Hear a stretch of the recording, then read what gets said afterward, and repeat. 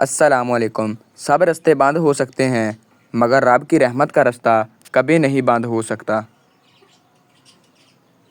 3 طریقوں سے پریشانی خوشی میں بدل جاتی ہے۔ خاموش رہنا، خاموش رہنے سے پریشانی ختم ہو جاتی ہے۔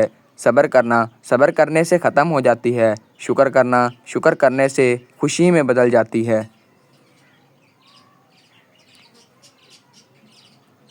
جو نماز عشاء کے بعد سورۃ الملک پڑھتا ہے، اللہ اسے قبر کی سختی، موت کی تلخی اور جہنم کی گرمی سے محفوظ رکھتا ہے۔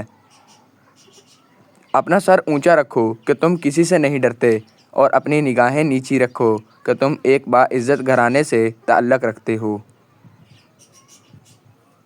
جب تم پریشان ہو تو یہ دعا پڑھ لو، حسبنا اللہ و نعم الوکیل، پریشانی ختم ہو جائے گی۔ جسمانی رشتے مختصر زندگی تک محدود ہوتے ہیں۔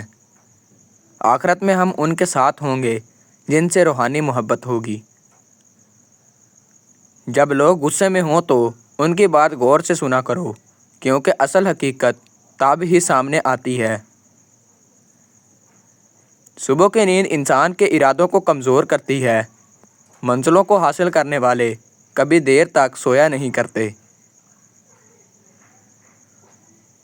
3 لوگ جب آپ کے سامنے بات کر رہے ہوں تو انہیں مت روکیں: والدین، بچہ اور غم زدہ انسان، کیونکہ ان کا دل بول رہا ہوتا ہے۔ زندگی میں اگر کچھ حاصل کرنا ہو تو محنت سے زیادہ دعا کرنے کی ضرورت ہوتی ہے۔ رشتوں کو جوڑے رکھنے کے لیے کبھی اندھا، کبھی بہرا تو کبھی گونگا ہونا پڑتا ہے۔ جو دو گے وہی لوٹ کے آئے گا، چاہے عزت یا دھوکہ۔ خوش قسمت ہے وہ انسان جس کے لیے کوئی روئے، مگر بد قسمت ہے وہ انسان جس کی وجہ سے کوئی روئے۔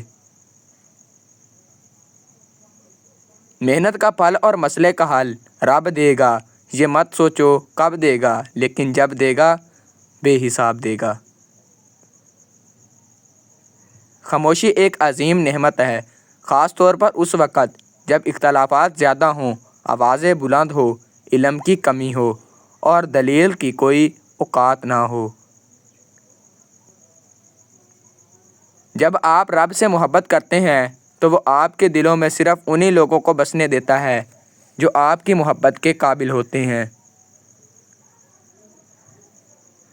جب دل گھبرائے تو الم نشرح پڑھ لیا کرو، بے شک ہر مشکل کے وقت بات آسانی ہے۔ جب اللہ کسی کو پسند کرتا ہے تو اسے خوب آزماتا ہے، بس تم صبر کرنا، کیونکہ صبر کرنے والوں کو منزل جنت ہے۔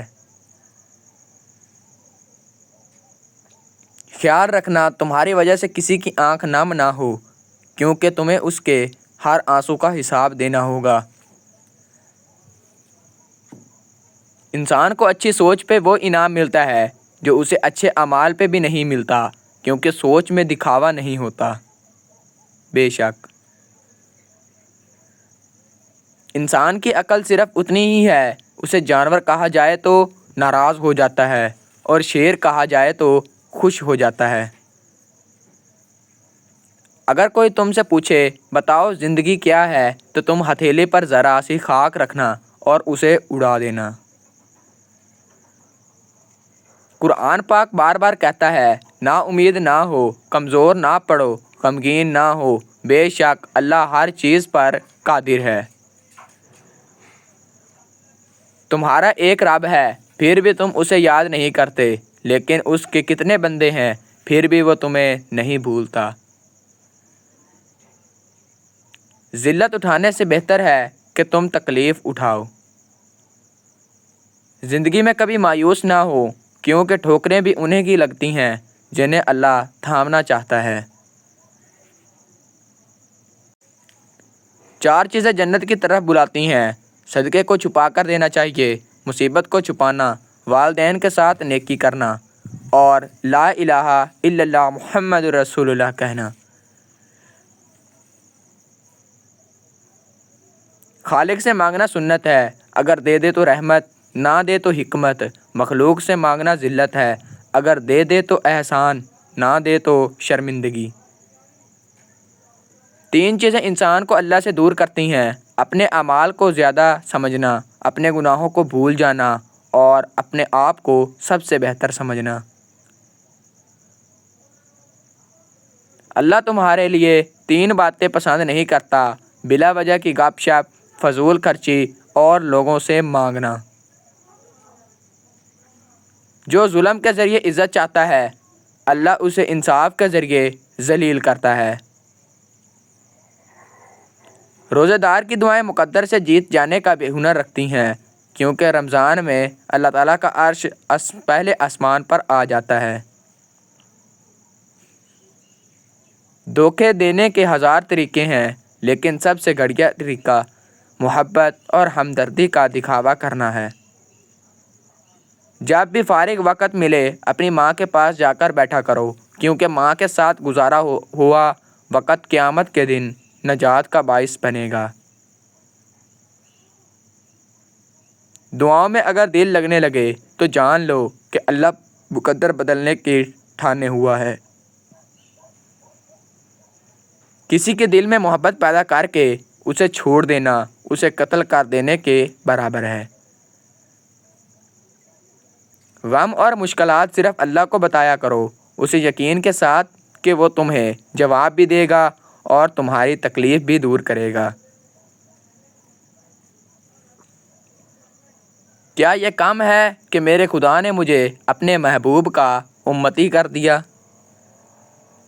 تکلیف میں ہمیشہ صبر سے کام لیا کرو، کیونکہ سونے کو آگ سے آزمایا جاتا ہے اور مومن کو تکلیف سے۔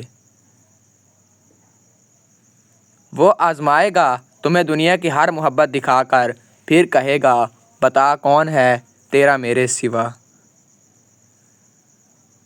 تم جو خواب دیکھتے ہو ان کی تعبیر تمہیں دعائیں لگتی ہیں۔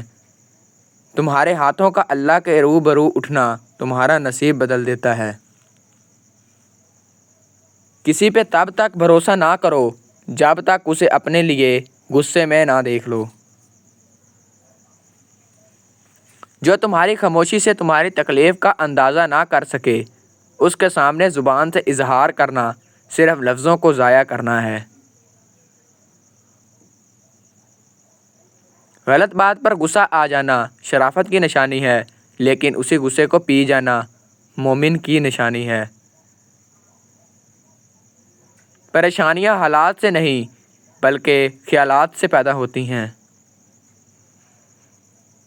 جب کسی شخص کی عقل کامل ہو جاتی ہے تو اس کی گفتگو میں کمی آ جاتی ہے۔ جسمانی رشتے مختصر زندگی تک محدود ہوتے ہیں، آخرت میں ہم ان کے ساتھ ہوں گے جن کے ساتھ روحانی محبت ہوگی۔ جب تک تمہاری ماں کے ہونٹ تمہارے لیے دعاؤں کے لیے ہل رہے ہیں تو تم دنیا کے امیر ترین انسان ہو۔ ویڈیو پسند آئے تو لائک سبسکرائب ضرور کریں۔ اللہ حافظ۔